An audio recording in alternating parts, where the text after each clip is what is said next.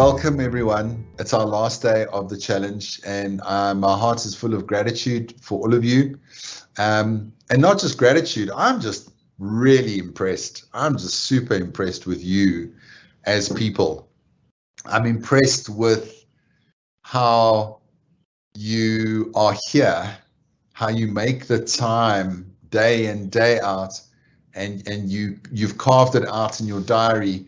It's actually been a 21-day process, and I'm pretty sure that you have developed a habit now, hopefully a habit of journaling, hopefully a habit of practicing mindfulness, or at the very least, hopefully a habit of just being kind to yourselves. I am wearing a white suit today. I've been singing Elvis. You can see the collars are really they're like wings of a bird, you know, I can fly. I've also got like diamante going on here, little sparkling, they're not real diamonds, they're diamante, sparkling little, and it's kind of little Nash style. I've got it's real cowboy lines on the suit. Can you see? And yeah, so this is a tradition with me. Whenever I finish a big challenge, and this has been a big challenge, I put my white suit on. So I'm wearing my white suit for you today. And I wear it because I want to wear it. I went to the Oriental Plaza and a couple of years ago, and I didn't expect to buy a white suit when I went there. I went for shoes.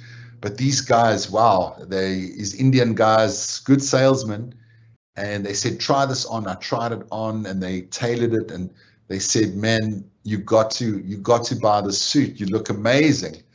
So I bought a white suit, and I came home. I said, baby, look at the white suit I just bought. And my wife looked at it, and she said, take it back and get your money back now.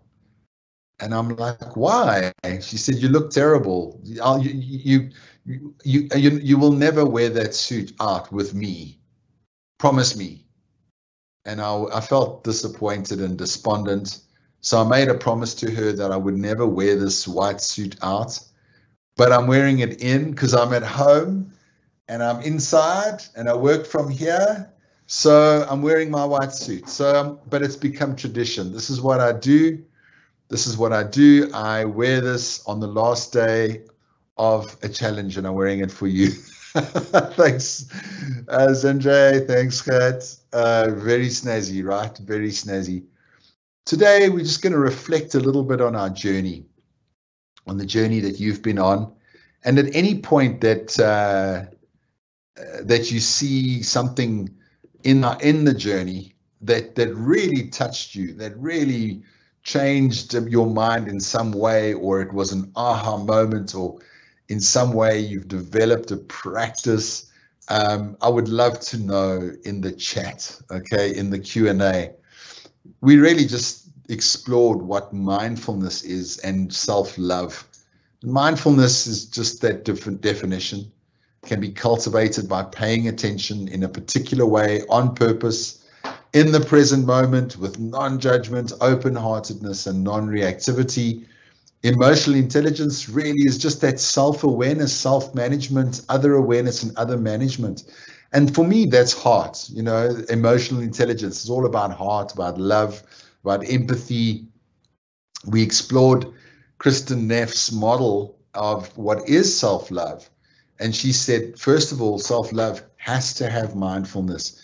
It's that awareness of what we say to ourselves. Once we have awareness, we can then understand that everybody has a negative self-critic, and that we're not alone, and that everyone's going through a hard time in their life. We are not the only ones. And then self-kindness.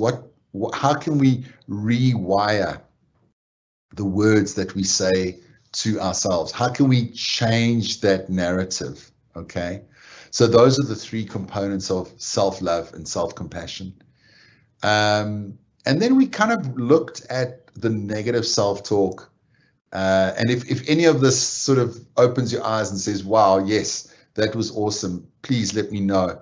awareness, the words that we use, even if we're joking, I'm such a klutz, laugh out loud, I didn't get that job, they obviously don't like me. Things like that we bring ourselves down, and a lot of the time, unknowingly.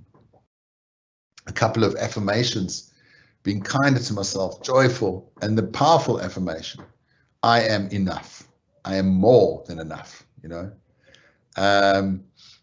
The first practice we did is really just putting your hand on your heart and taking a few deep breaths and saying, I am enough. How often can we do that in our day? Session 2 was really looking at the fact that if the oxygen mask falls from the ceiling of the plane, will you put it on your face first? Will you look after your health and your mind first? And you have to. We really have to. Otherwise, we can't be there for everybody else. Burnout is a big thing. It exists, especially at this time of year. And burnout is largely attributed to lack of boundaries, which is largely attributed to low self-worth. So we gotta ignite our self-worth to not experience burnout. We contemplated these points. If you have no time for yourself, you say yes when you want to say no, you feel guilty to book me time, you often feel others take advantage of you, you often feel responsible for solving other people's problems, you feel depleted from overgiving, you don't speak your truth, you self-sacrifice.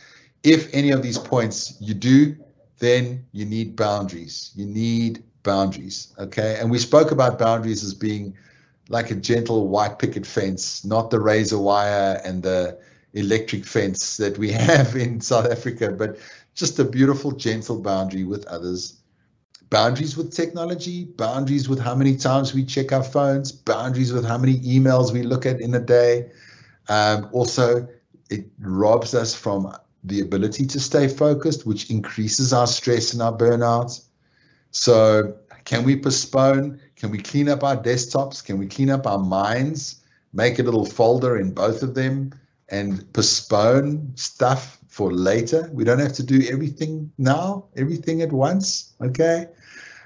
Session 3, we looked at the happy chemicals that we can create in our body and our brain: dopamine, oxytocin, serotonin, and endorphins, which is the dose, it's a happy dose that we can do for ourselves through self-love and self-compassion.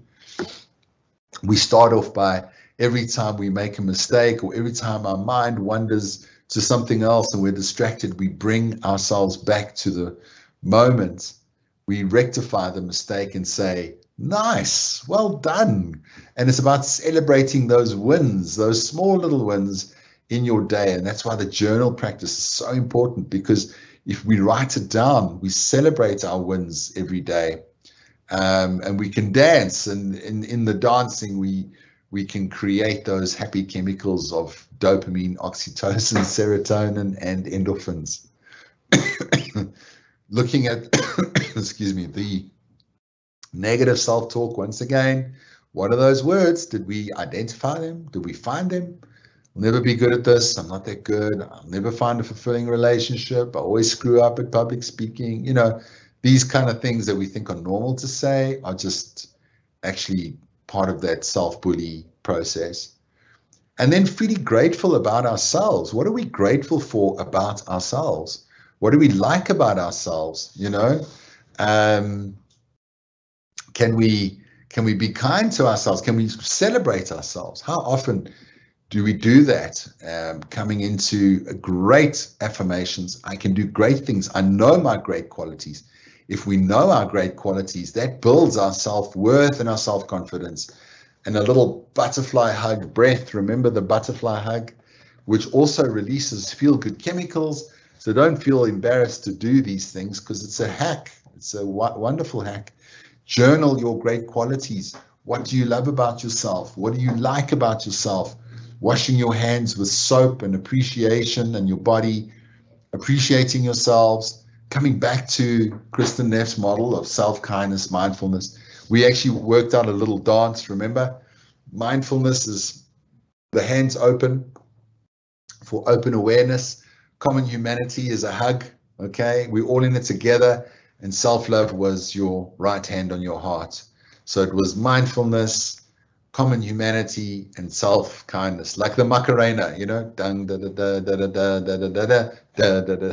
Anyway, work is love made visible. We contemplated how what you do, your job especially, is of great benefit to others. You help others, whether it's your team, your organization, your clients. What you do is important. Okay, whatever it is that you do is important. You are important, and it's an act of love. Once again, the EQ model. Self-awareness is so important. If we're aware of how we feel, we can manage that, and then we can show up better for others, or not if we choose to not. Session 6, really about breaking bowls, the art of kintsugi, the broken pieces, putting them back together with glue, finding meaning and purpose. Okay, that was really beautiful. So imagining those broken cracks in our body and breathing in golden light and filling those cracks and celebrating the fact that you have broken pieces and that you were able to, in the past, put yourself back together. And I think the one of the reasons why people love you is because of how you put yourself back together, time and time again. Session 7, checking in with yourself, the importance of every morning, asking yourself the question, how am I doing today? And never accepting just the word fine.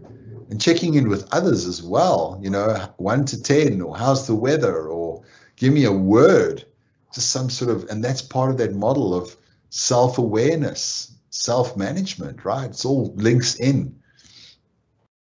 Some affirmations of self-care, check in with somebody else, check in ways. Do you enjoy? Can you enjoy? Can you practice it? Checking in with yourself, checking in with others. Session 8, really, this powerful quote by Dr. Viktor Frankl. Between stimulus and response, there is a space, and in that space lies our freedom to choose our response, and in our response lies our growth and our happiness. Extremely powerful. Extremely powerful. Finding space in your day and realizing that that is an act of love. That is an act of love, is finding that space, okay? Making space for yourself. And in that, your best ideas arrive. When you take a break, boom, you have awesome ideas. You know what to prioritize. So taking a space is not self-indulgent, going for that little walk or playing with the pets. It's good for you because you come back to your desk with a new vision, with new eyes, rather than being on the roller coaster ride or the hamster wheel all the time. Give yourself permission to pause. Remember, we made the pause sign on our thumb, and we did a practice of pushing pause. And can we draw that little pause sign on our thumb every day? Maybe get a tattoo. Push pause, go outside, look at the sky, look at the clouds. How beautiful it is, you know, that our mind is like a blue sky. The sun is our awareness, and the clouds are just like emotions passing by. We looked at our values, this incredible quote by Mahatma Gandhi, speaking of how our values become our destiny. Do we know our values? Are we tracking our values? Like a diamond, okay? Shine bright like a diamond, yeah. What is your value? And if we can create value for ourselves, and once we are resting beautifully on our values, we are stronger. It's a self-love practice because values give us backbone. And if we don't stand for something, we'll fall for everything. And there our boundaries will collapse once again if our values are not in place. And beautiful flower, you know, decorate the house with flowers, looking at flowers. Our values really are like the beautiful petals of a flower. They're so pleasing. We go into our garden and we plant the most beautiful seeds by practicing our values, and they grow into fruition as happiness and joy and self-love. Some more negative self-talk on session 10, looking at it going, wow, do I say these things to myself? I do. Some of it I do, you know, and I didn't even recognize that that was a bully, that was negative. In fact, some of the things we say to ourselves stop us from doing the most wonderful things because we feel that we're not worthy to do them. We're too old, we're too fat, we're too this, we're too that. Wow, that rhymed. Okay. So by amping up our confidence and our self-worth, we'll have more energy and more enthusiasm to do the things that scare us. Okay. So we're worthy of good things. All you need is within you right now. And we looked at the inner child. Any of this resonate with you? I'd love to hear in the Q&A what changed you in some way. It's 21 days. Inner child meditation, meeting that little boy, that little girl that you once used to be, loving them, letting them be heard, having a self-love affirmation, reframing our critical talk, looking at the difference between tender self-compassion and fierce self-compassion. Tender self-compassion was really, it's okay to not be okay. But fierce self-compassion was like, okay, now I know it's okay to not be okay, but it's not okay to not be okay all the time. We have to get up eventually. We have to move forward eventually with kindness and compassion, not the self-critic. And we looked at the nervous system and the brain, how the reptilian brain is in that fight, flight, or freeze, and it makes us see the world differently. Even faces, when we're in the fight, flight, or freeze, we even see a neutral face as an angry face. Yeah, and our whole world is we see in a way that is threatening because we're in that state of mind. But when we're relaxed, we can handle more. In fact, when you feel loved, even if it's you loving yourself, we have a higher threshold for pain. And we looked at those experiments. Remember that. We can handle more. That the formula for happiness is thinking about love for yourself, love for others. We Googled the happiest man in the world, and we found that research to be fascinating. And not just the balance between fierce self-compassion and tender self-compassion, but between self-compassion itself and compassion for others also need to be balanced, because if we're looking after others, if we love others, that is also serving ourselves in some way. But do not neglect ourselves. That's just as important. Beautiful affirmations that we've been exploring along the way. And then yesterday, looking at the attitude of non-judgment as profound in terms of cognitive fusion. What are the words that we say to ourselves? I'm not this, I'm not that, this is who I am. And to challenge those thoughts or those ideas. For example, we may say, I'm not coping with this. And then from a mindfulness point of view, that observer mind, oh, I noticed that I'm having a thought that I'm not coping with this. You know, there's a big difference. And in that is the key to our mental health. Exploring perception and seeds, mind seeds, how we see the world is coming from us. Is this beautiful? Is this ugly? And why? You know, why? Challenging what beauty is, right? And often it's just a perception. It's just our construct. It's not from its own side. Even giving up something like smoking to reframe who we are. Cognitive fusion is saying, I'm a smoker and I'll always be a smoker, and that's why I can't give up. But if we think, oh, I'm the non-smoker, and we keep thinking that, we become a non-smoker. What we focus on becomes our reality. So we can do that. We can do anything. We can change that inner narrative and that cognitive fusion that then keeps us locked into something. And some beautiful affirmations that go with that. Stepping out of our box, being more outrageous. Were you able to be that yesterday? Be curious of the person that pushes your buttons. Are we cognitively fusing them as well? So that's been our journey, friends. I hope that there's something that really speaks to you. The white suit goes well with the white beard. Yeah. Thank you. Where can I buy the dose? The dose is in you already, Gert. Don't be afraid of change. You may lose something good, but you may gain something better. Absolutely. And we do. We give up on the bigger pleasures for the smaller pleasures, and we sell ourselves short. What is that quote by Marianne Williamson that's coming to mind? We are afraid of who we could be. We're afraid of how, we keep playing small, but we're afraid of who we could be. If you know the quote, please pop it in the Q&A, which is brilliant. And it's like that butterfly analogy, we're like a caterpillar, but we're coming out through that transformation to fly. And that's our birthright. Everybody's birthright is that we will fly and we can fly. But it starts with us, and it starts what we say to ourselves, and then it expands outwards. Yes, thank you, Zandre. That's beautiful. Okay, let's do a little closing practice, our last practice of the challenge. And I'm so grateful to all of you for being here through this process. It's really meant a lot to share this with you, and I hope it's touched your life and changed things for the better for you. Let's sit comfortably, 2 feet on the ground, taking in a lovely deep inhalation, breathing in through the nostrils, and slowly breathing it out the mouth.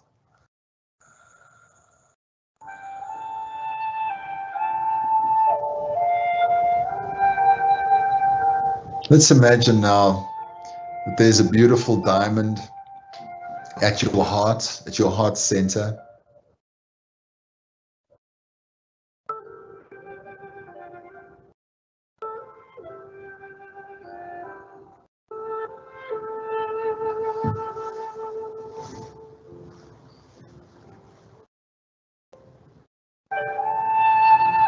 And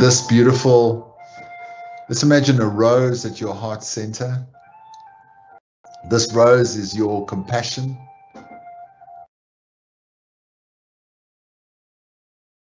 your love, and it's fragrant and beautiful, and it's inside of you. Just imagine, use your imagination. It's fragrant, and as you breathe in and breathe out, this fragrance goes out to everyone. And it's beautiful. It's what you've cultivated. It's what you've grown. It's a symbol of love. Love for yourself and love for others. It's powerful. And in that rose is a diamond, a sparkling diamond.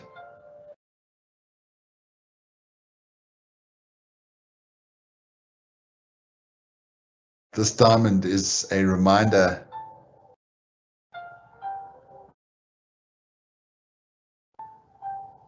of your wisdom,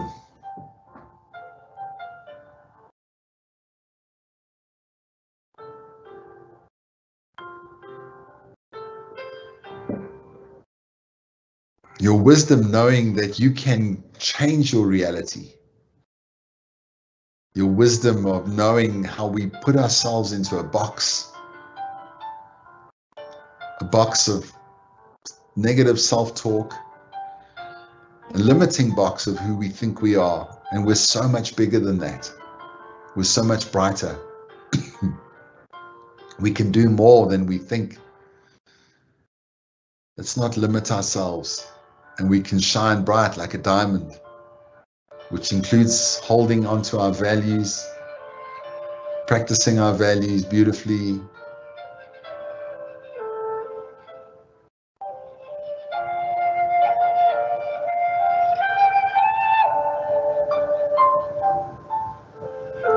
the diamond shining inside the rose at your heart center, the combination of your wisdom and your love for yourself and for all.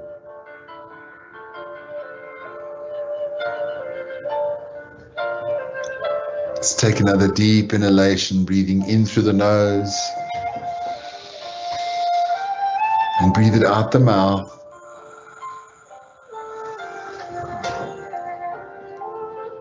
And gently opening your eyes.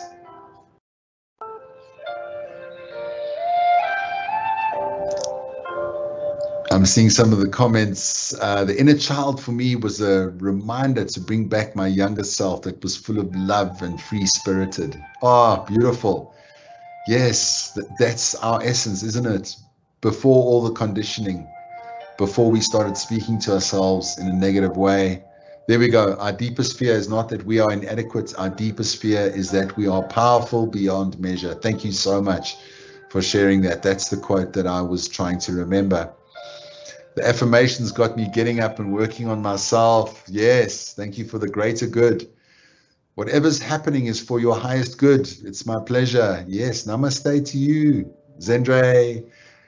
Thank you. I'm very fortunate taking this journey and a dear friend. And oh, that's so beautiful. Thank you. That's very kind, Zendre. I forgot to mention, you made me buy a drum last year. Excellent. Yeah, you know, I love drums and I play for I play. Lovely. Thank you. Yes, thank you.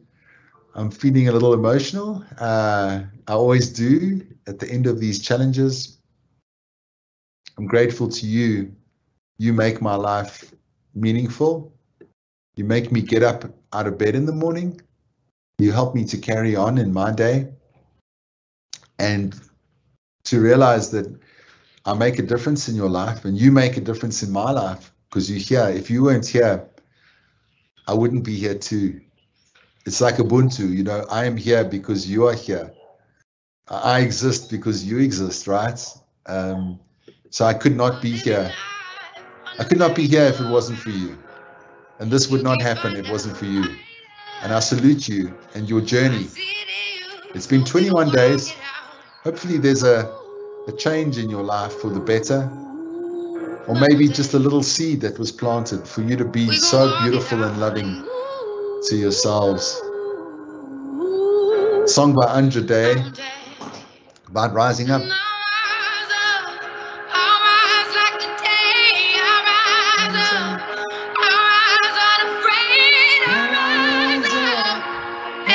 Do it 1,000 times again. I'll do it 1,000 times again for you. And so will you. You will rise up again and again, despite all the challenges, against all odds.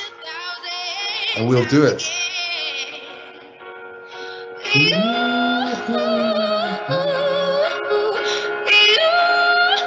Have yourselves a beautiful day, friends. It's downhill to the end of the year. Don't forget yourself. Don't forget to love yourself. There's no greater love. The silence is quiet, and it feels like it's getting hard to breathe. Thank you. And I feel kind of sad to think this is the last session, but I'm sure we're going to do a lot more in the new year. So watch this space. It's not the end. It's just the beginning.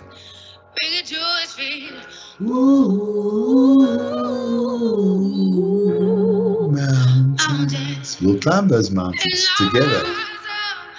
I'll rise up. I'll rise unafraid.